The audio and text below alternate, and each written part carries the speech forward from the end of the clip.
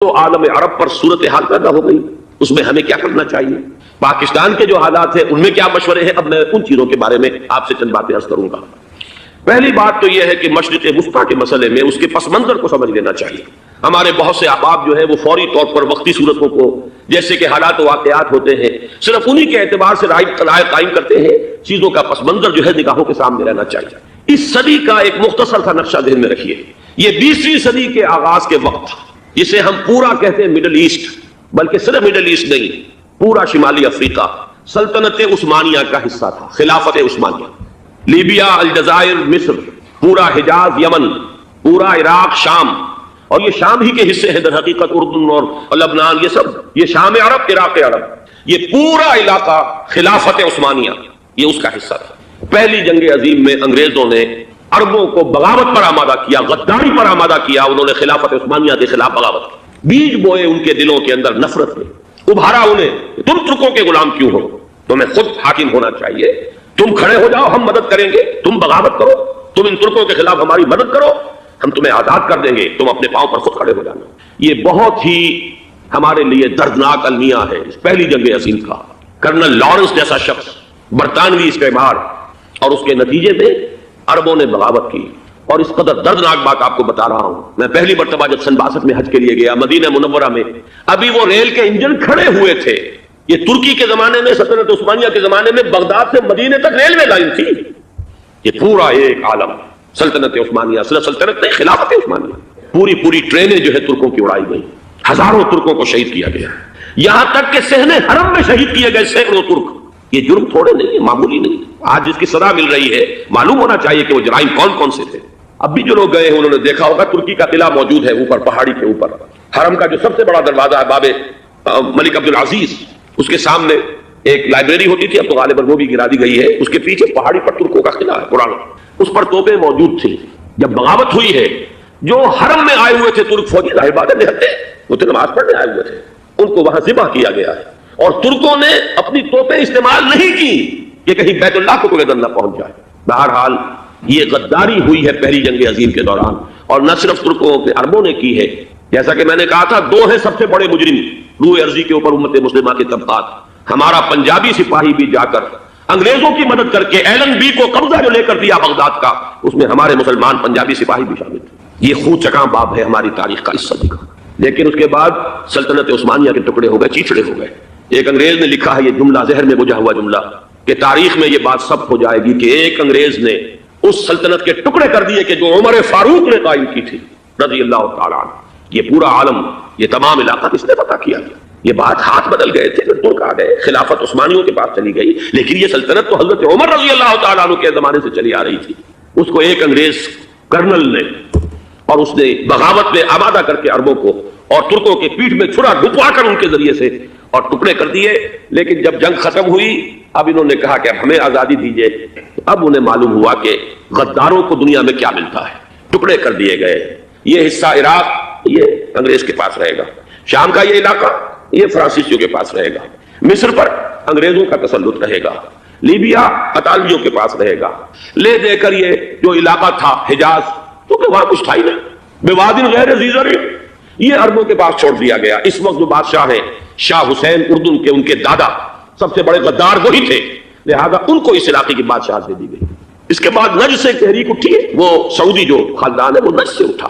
نجد میں اس وقت کچھ بھی نہیں تھا، وہ تو صرف ریت کے تودے تھے، کچھ بھی نہیں، لہذا ادھر کسی استعماری قوت کو دیکھنے کی ضرورت ہی نہیں تھی۔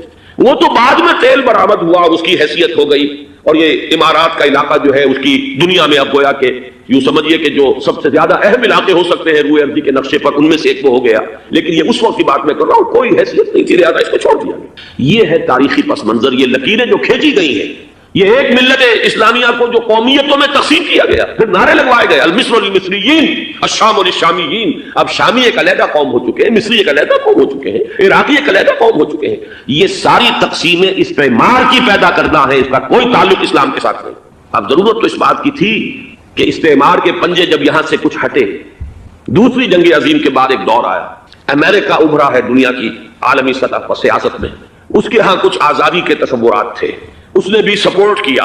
برطانیہ کمزور ہو چکا تھا، وہ اتنے بڑے علاقے کو ہولڈ نہیں کر سکتا تھا۔ ہندوستان بھی آزاد ہوا، پھر یہ کہ اور دوسرے علاقوں سے بھی اس کو پسپائی اختیار کرنی پڑی. استعمار کے پنجے جس طرح بھی ہوئے ان کے سینوں سے، عربوں کے سینوں سے جو ہے گویا کہ وہ ہٹے. لیکن امریکہ نے ایک اپنی بہت بڑی حکمت عملی جو اختیار کی، عالم عرب کے سینے میں اسرائیل کا خنجر پیوست کر دی تاکہ یہ کبھی آزاد نہ ہو جائیں، ہمارے انگوٹھے تلے رہے، ہماری پالیسی گورن کرے. یہ استعمار کا دوسری جنگ عظیم کے بعد جہاں برطانوی استعمار، فرانسیسی استعمار رفتہ رفتہ یہ ہٹنے شروع ہوئے. صدر ناصر نے انگریزوں کو اٹھا کر پھینکا میڈیٹرینین میں اور دوسرے جگہوں سے. الجزائر نے آزادی حاصل کی فرانس سے، اطالویوں سے جو ہے لیبیا والوں نے آزادی حاصل کی. یہ ہو گیا، لیکن ایک خنجر پیوست کر دیا گیا اسرائیل کا سینہ عرب. اس صورتحال میں ظاہر بات ہے کہ ایک تو بڑی آئیڈیل پوزیشن تھی کہ پورا عالم اسلام متحد ہو، لیکن وہ تو بہت دور کا خواب معلوم ہوتا ہے. علامہ اقبال سے بڑا کوئی نقیب نہیں ہے ملت اسلامی کی وحدت کا. ایک ہو مسلم حرم کی پاسبانی کے لیے نیل کے ساحل سے لے کر تابخا کے کاشور. لیکن انہیں بھی اپنے لیکچرز میں کہنا پڑا کہ اس وقت جو صورتحال ہے پورے عالم اسلام کی ایک وحدت بن جانا تو تقریباً ناممکن نظر آ رہا ہے. اگر کسی طرح ایک common wealth of Muslim nations وجود میں آ جائے تو بھی بڑی کامیابی ہوگی. لیکن اس سے بھی پہلے یہ تو زیادہ آسان تھا کہ عالم عرب ایک وحدت کی شکل اختیار کر لے. یہ تو ایک قوم ہے، اکثر و بیشتر ایک نسل یا زیادہ دو نسلیں کہتی ہیں. شمالی افریقہ میں بربر نسل بھی ہے، باقی تو سب عرب ہے. یہ پورا عالم ایک نسل، ایک زبان، پورے اتنے رقبے کے اوپر بولے جانے والی ایک زبان، یہ تو ایک ہو جائے. افسوس یہ ہے کہ اس کا ایک ہو جانا، ایک شخصیت ابھری تھی جو مذہبی مزاج کی شخصیت تھی، جو دینی مزاج کی حامل شخصیت تھی. اگر اس کی قیادت میں عالم عرب متحد ہو جاتا تو واقعتاً ایک بہت بڑا جو ہے مرحلہ وہ طے ہو جاتا پوری عالمی ملت اسلامیہ کی ایک وحدت اختیار کرنے کا. وہ شخصیت تھی شاہ فیصل شہید کی. اور اس لفظ کے ساتھ ہی آپ کے ذہن میں آ گیا ہوگا کیوں انہیں شہید کر دیا گیا، کس نے کیا کرایا، کہاں سے تعلیم حاصل کر کے آیا تھا وہ جس نے شہید کیا شاہ فیصل شہید کو. اس کی گردن پر کون سوار تھی؟ وہ یہودی لڑکی کے جس کے فوٹو بھی شائع ہوئے، ایک گردن پر اٹھائے کھڑا ہوا شہزادہ اپنی ایک یہودی دوست کو، لڑکی کو. اور وہی ہے کہ جس نے جا کر پستول سے شہید کیا ہے.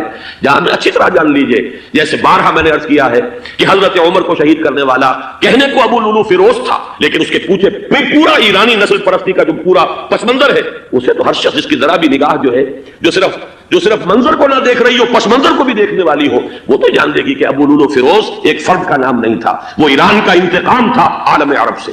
بالکل اسی طریقے سے یہ امریکی استعمار کا ہتھ کنڈا تھا، اسے محسوس ہوا.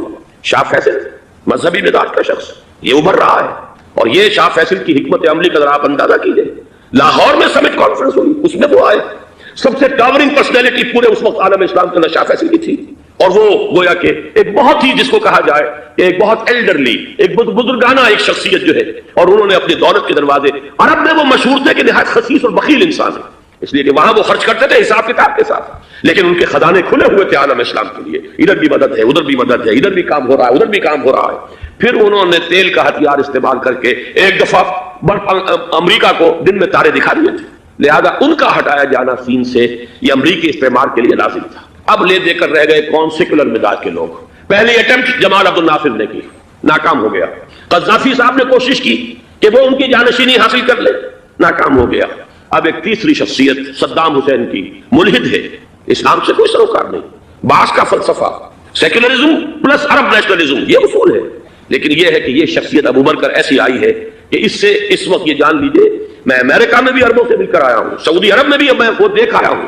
نوجوان نسل جو ہے عربوں کی، پورا جو دوسرے عرب ممالک ہیں جہاں پر کہ مذہب کا اتنا چرچا ہی نہیں ہے، پورا فلسطینی عرب، جارڈن کے عرب، شامی عرب عوام، وہ سب کے سب صدام کے پیچھے ہیں.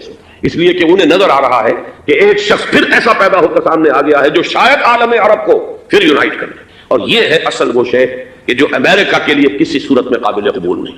دولت کے یہ ذخائر، خلیج کی یہ دولت، سیال سونا اور اس کے ذخیرے، اور یہ کسی طریقے سے یہ امریکہ کے زیر اثر نہ رہے. یہ ہے وہ شے جو اسے برداشت نہیں ہے. وہ کوئی عربوں کی محبت میں نہیں آیا 2.5 لاکھ فوج لے کر. وہ کوئی شاہی عرب جو خاندان ہے سعودی، اس سے اس کی کوئی دلچسپی نہیں ہے. کوئی پتہ نہیں کہ وہ خود ان کو ہٹا دے اور وہاں پر کوئی جمہوری ڈھانچہ جو ہے وہاں پہ کھڑا کروا دے خود امریکہ. اس لیے کہ سعودی عرب میں دیکھ آیا ہوں حالات اگرچہ ظاہر بات ہے کہ زیادہ گہرائی میں تو وہاں جانے کا موقع ہی نہیں ہوتا، بہت ہی مستبد حکومت ہے، لیکن صاف نظر آ رہا ہے کہ اس وقت دونوں طبقے نوجوانوں کے جو ہے وہ شاہی خاندان کے شدید خلاف ہو چکے ہیں. جو وہاں پر جدید مثقف طبقہ ہے، جدید تعلیم یافتہ، جو باہر پڑھ کر آیا امریکہ میں اور کہیں اور وہ کثیر تعداد میں، وہ صاف سوال کر رہے ہیں کہ یہ billions and billions of dollars کے جو ہمارا خرچہ آتا تھا، ہمارے ہتھیاروں کے آرڈر جاتے تھے، وہ کہاں گئے؟ کل 65,000 فوج، اور عرب کے پاس، سعودی عرب کے پاس اتنے ٹینک بھی نہیں ہیں جتنے کہ یمن جیسے غریب ملک کے پاس، تو ہمارا روپیہ یہ گیا کہاں؟ یہ ایک سوال ہے جو ہر شخص کے ذہن کے سامنے ہے۔ اب ہمیں اپنے معاملات کو خود سنبھالنا ہوگا۔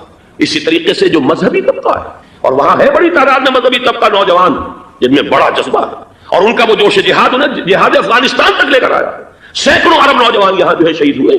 اپنے ملک میں تو انہیں بولنے کی بھی کوئی امکان نہیں ہے، لیکن یہاں وہ جذبہ جو اندر اندر پروان چڑھ رہا ہے، وہ جذبہ انہیں لایا ہے، اور افغانستان کی سنگلاخ وادیوں کے اندر انہوں نے جام شہادت نوش کیا ہے۔ وہ طبقہ بھی شدید مخالف ہو چکا ہے کہ انہوں نے امریکیوں کو بلا کر، ان میں یہودی بھی ہیں، عیسائی تو ہے ہی ہے، یہودی ہیں، یہودی عورتیں ہیں جو کچھ اب وہاں بے حیائی اور بے پردگی کے مناظر نظر آ رہے ہیں۔ یہ سرزمین عرب، میں نے امریکہ میں تقریر سنی ہے اسنا کے جو فائنل ان کا ایک سیشن تھا، اسلامک سوسائٹی نارتھ امریکہ، جس میں میں مدعو کیا گیا تھا، اور اسی لیے میں نے یہ سفر کیا تھا۔ ایک نوجوان نے جو تقریر وہاں پر کی ہے، واقعہ یہ ہے کہ میں حیران رہ گیا اس کی جرأت کا۔ اس نے کہا کہ حضور نے فرمایا تھا کہ جزیرہ نما عرب میں دو دین جمع نہیں ہو سکتے، اور آج شاہی خاندان کی صرف اپنی حکومت کو بچانے کے لیے امریکیوں کو اتنی بڑی تعداد میں بلا لیا گیا ہے، جن میں موبائل چرچ بھی ہیں، موبائل سینیگوگز ہیں، یہودی مرد اور عورتیں جو ہے دندناتے پھر رہے ہیں آج عرب کی سرزمین پر۔ لہذا جو مذہبی طبقہ ہے وہ اس پر شدید رد عمل جو ہے اس کے اندر پایا جاتا ہے۔ یہ حالات ہیں جو میں آپ کے سامنے چاہتا تھا کہ رکھوں۔ یہ وہ شامت اعمال ہے۔ ایک طرف یہ کہ وہ شخصیت جو ہے صدام حسین کی، وہ کوئی پسندیدہ شخصیت نہیں، لیکن یہ کہ اس شخصیت کو تقویت دینے والے بھی تو یہی لوگ تھے۔ انہیں خطرہ تھا ایران کے انقلاب سے کہ کہیں اسی قسم کا کوئی انقلاب ہمارے ہاں نہ آ جائے، لہذا انقلاب نے ایران کو ایکسپورٹ نہ ہونے دے، اس لیے انہوں نے اسی صدام حسین کو بلینز اور بلینز ڈالرز کی مدد دی۔ آج وہی ہے، عربی کی تو ایک کہاوت بھی ہے، سمن کلبک، یا کرو اپنے کتے کو کھلا پلا کے موٹا کرو، کسی روز تمہیں کو کاٹے گا۔ آج وہ تو انہیں کاٹ رہا ہے، لیکن یہ کہ اس کا جو علاج تجویز ہوا ہے وہ انتہائی خوفناک ہے۔ 2.5 لاکھ امریکی وہ استعمار کے پنجے جو بمشکل عالم عرب کے سینے سے جو گڑے ہوئے تھے اس استعمار نے، مشکل ہٹے تھے کہ ایک دم اب وہاں پر خبریں آ رہی ہیں، فرانسیسی بھی آ رہے ہیں، برطانوی بھی آ رہے ہیں، کہاں کہاں سے فوجیں آ رہی ہیں، اور وہاں پر 2.5 لاکھ تو صرف امریکن آرمی کا، اس میں تقریباً 1.5 لاکھ تو پہنچ چکی ہے۔ اور جو بھی ہوگا وہاں پر، جیسا کہ میں نے عرض کیا ہے، اس قدر خوفناک سین ہے۔ میں نے بہت سے حضرات واقف ہوں گے، کئی مرتبہ میں نے حوالہ دیا ہے مولانا سید حامد میاں رحمہ اللہ کا۔ انہوں نے ایک دفعہ مجھے بتایا تھا کہ احادیث میں جو قرب قیامت کے حالات و واقعات کی پیشن گوئیاں ہیں، ان میں یہ ہے کہ وہ جو آخری جنگ ہونی ہے جو کہ دجال کے خلاف ہوگی مسلمانوں کی، اور جس میں کہ حضرت مسیح علیہ السلام کا نزول ہوگا، جس کے سلسلے میں اس سے پہلے ایک جنگ ہوگی بہت خوفناک، بہت خوفناک۔ اور عجیب الفاظ ان کے یہ تھے کہ اس میں ایک طرف مسلمان اور عیسائی اور یہودی تینوں ہوں گے۔ یہ بات سمجھ میں نہیں آتی تھی کہ مسلمان اور یہودی ایک جگہ کیسے جمع ہو سکتے ہیں۔ آج وہ نقشہ نظر آ گیا ہے۔ آج اسرائیل، امریکہ، سعودی عرب اب یہ ایک ہے، بلکہ چلتے آئیے مصر، اسرائیل، سعودی عرب اور جو بھی ان کے حواری ہیں وہ سب ایک ساتھ میں کھڑے ہیں، اور ان کے اوپر سیادت کس کی ہے؟ امریکہ کی۔ وہ نقشہ آ گیا ہے۔ اور اس جنگ کے سلسلے میں مولانا حامد میاں رحمہ اللہ نے مجھے بتایا تھا کہ حدیث میں الفاظ آئے ہیں، اتنے لوگ ہلاک ہوں گے، اتنے لوگ ہلاک ہوں گے، اتنے لوگ ہلاک ہوں گے کہ ایک پرندہ سینکڑوں میل تک اڑتا ہوا چلا جائے گا اور اسے سوائے لاشوں کے اور کچھ نظر نہیں۔ یہ نقشہ خاکم بدہن تلا ہوا ہے، کھڑا ہوا ہے۔ جو بھی ہوگا کیمیاوی جنگ، کیمیاوی وارفیئر، کیمیکل وارفیئر، اور پھر ایٹمک وارفیئر، جس کی کھلی دھمکیاں دی جائیں۔ کبھی کوریا کے بارے میں اندیشہ تھا کہ یہ درندے خدا کی دھرتی کو، کوریا کی غریب بستی کو ناگاساکی بنا کے چھوڑیں گے، ہیروشیما بنا کے چھوڑیں گے۔ آج وہ صورتحال جو ہے عالم عرب پر، heart of the Arab land, اس پر یہ صورتحال بالکل تلی کھڑی ہے۔ اس میں ہمیں کیا کرنا چاہیے؟ میں نے یہ چاہا کہ پورا پس منظر آپ کے سامنے ہو، صرف وقتی سا کوئی ایک نعرہ، وقتی سی کوئی ایک خبر، اس کے حوالے سے ایک جذبات کا معاملہ، پورا ایک پس منظر سامنے رکھیے۔ اب وہ آپ کو شاید میری باتیں جو ہے وہ سمجھ میں آ جائیں۔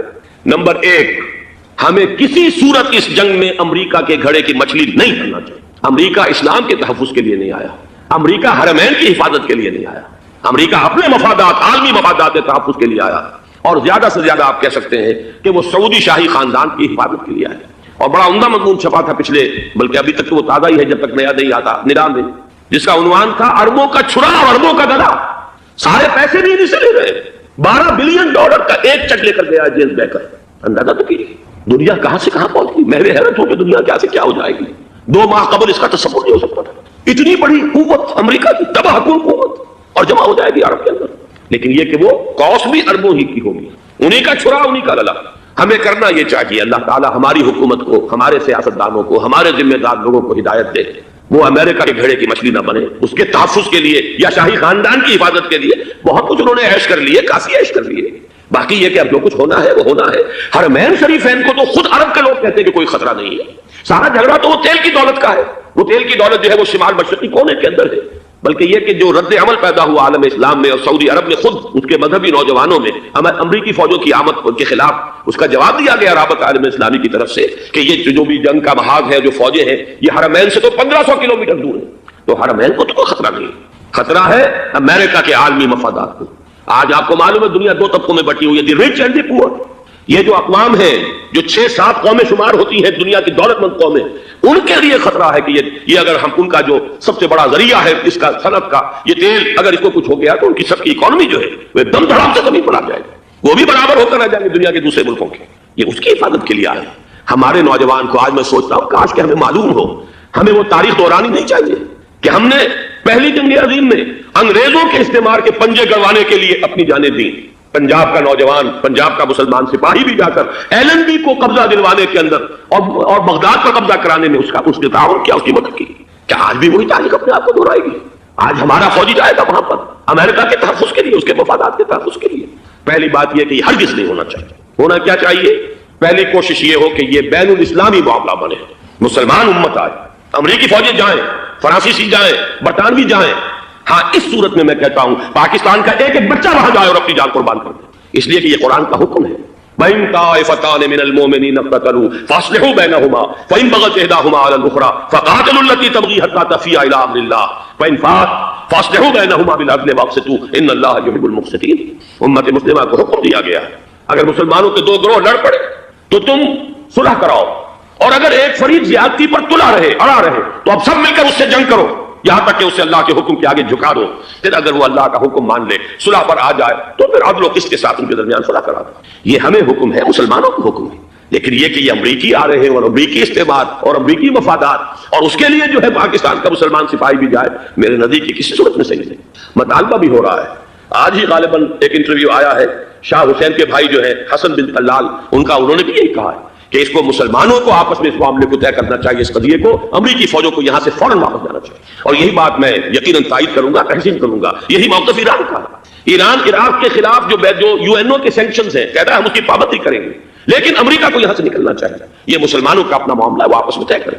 پاکستان کو بھی یہی موقف اختیار کرنا چاہیے پوری قوت کے ساتھ.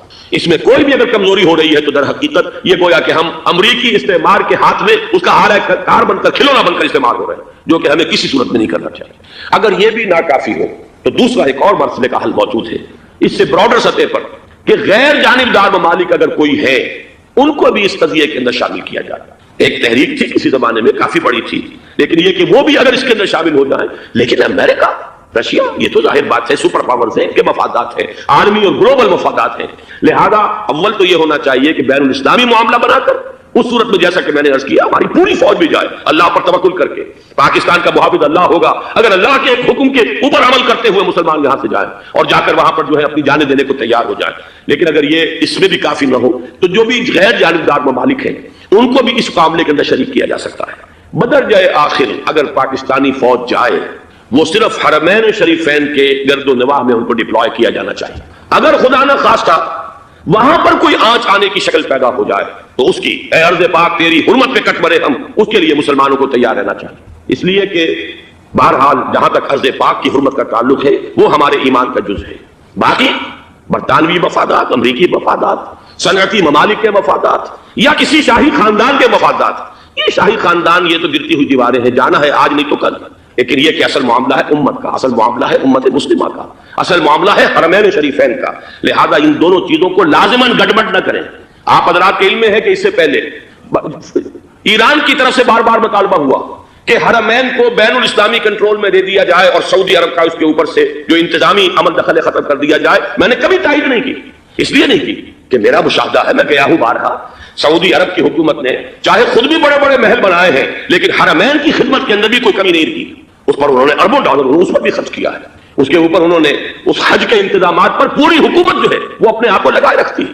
لہذا اس اعتبار سے کوئی کمی کی بات نہیں وہاں پر آئی کہ جس کے